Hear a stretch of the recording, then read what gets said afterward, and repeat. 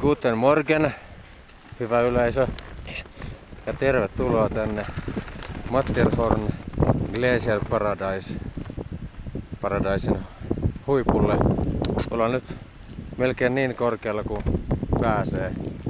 Toki oltais voitu ottaa iso kabiini, mutta oltais varmaan vieläkin jonossa. Aika jäätävät olosuhteet täällä 3800 metrissä suurin piirtein. Tarkoituksena olisi vetää tänään 20 kilsan laskua. Eka tonne Valtournenzen Italian puolelle. Sitten noustas taas ylös, ehkä jopa tänne, katsotaan. Ja sitten lasketaan Zermattiin kylään asti.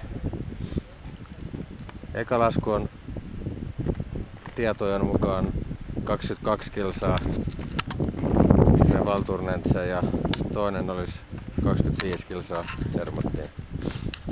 Kiitos ja näkemiin. Ciao.